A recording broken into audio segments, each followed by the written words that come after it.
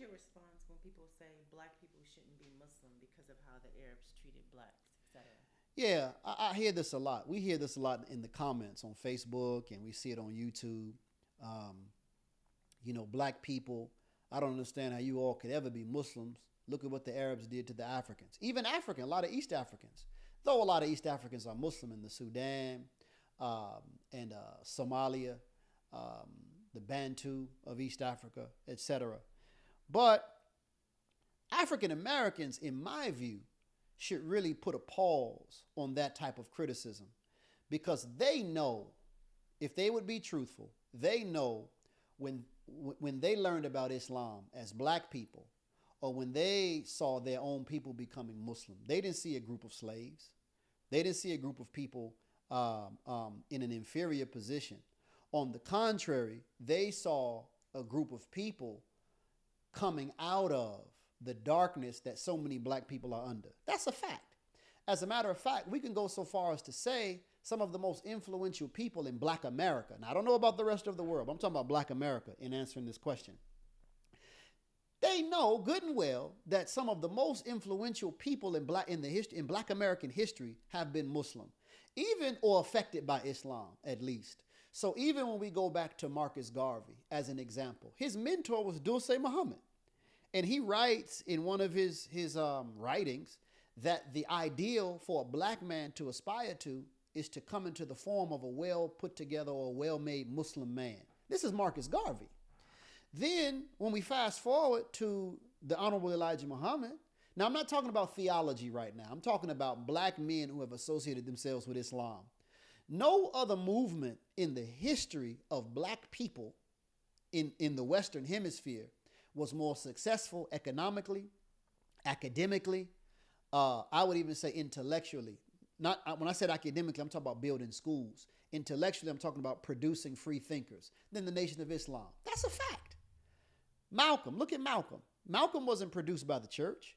Malcolm's father was in the church, but he was influenced by Marcus Garvey, who I just mentioned. And to this day, even the Afrocentric and the Pan-Africanist crowd, they claim Marcus Garvey. They also claim Malcolm X. We have Malcolm X Fest here in Atlanta every year, and they have it all over the world, all over the nation. Pardon me. So Malcolm, the Nation of Islam, Farrakhan, even. Let's be honest. Farrakhan had the Million Man March, and you can look at the screen and clearly see that it's more than a million of them. Nobody was fighting. They weren't shucking and jiving. So if you just go down the list and you can look at the Nation of Islam, the Five Percenters, Minister Farrakhan having an influence on hip hop when hip hop wasn't as degraded and debased as it is today. With people like Rakim even. Rakim, even him, they don't he the way they rap today in this sort of complex, he's the godfather of that, but he's a Muslim. So now let's fast forward. So we're talking about Muhammad Ali.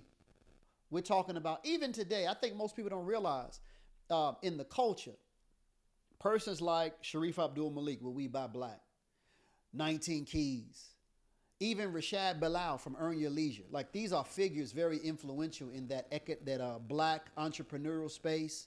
Ash Cash, these guys are all Muslim. You could just go down the line. So when black people think about Islam, don't tell me what the Arabs, I'm talking about us.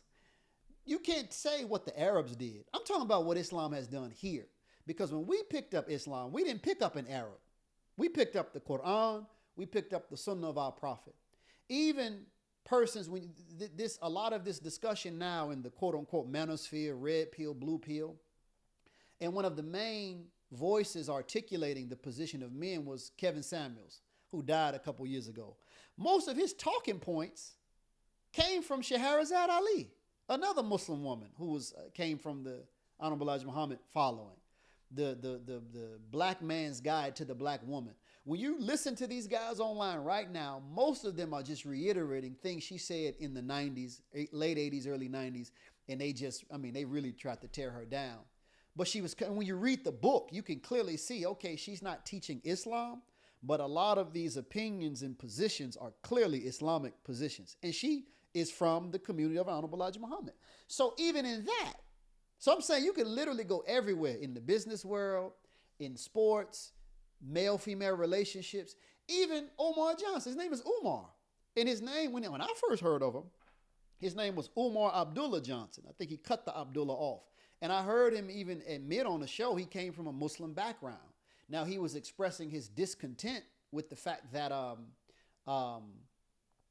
the way, this is the impression that I'm getting, the way he was brought up, it was like imitation of Arabs. But that's that Philly thing. He grew up in Philly, and that's like a unique Philly thing. You have it in other places, but it's real big in Philly. The Salafi movement, where they don't just become Muslim, they become Arab.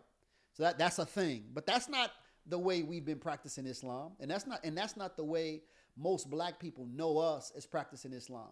In my family, my mother became a Muslim in 1975. My father and my stepfather were in the Nation of Islam.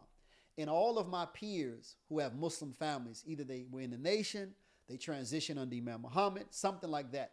In all of our families, we're the best ones. Our cousins got diabetes at 10, dying and getting shot up. We all clean with families, professions. People can clearly see those Muslims, they're not like the rest of us. Even my grandfather told me that.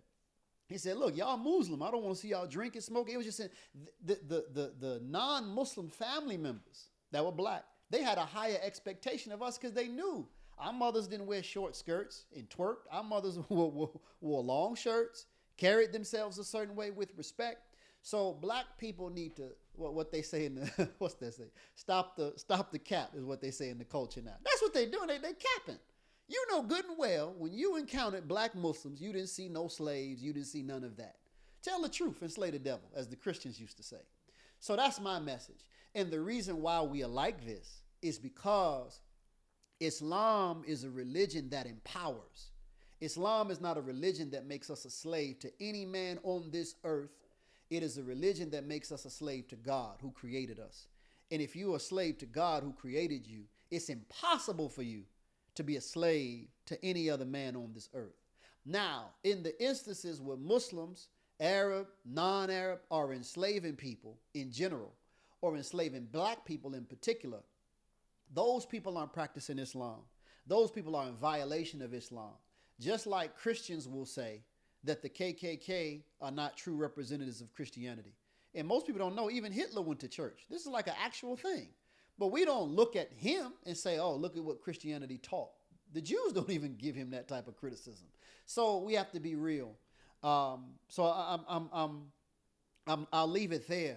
But for those who say that, you know, the Arabs and all of that affects how they see, like they don't know why black people will become Muslim. You had to either been living in under a rock or in your basement. If you look around, check the history of your people.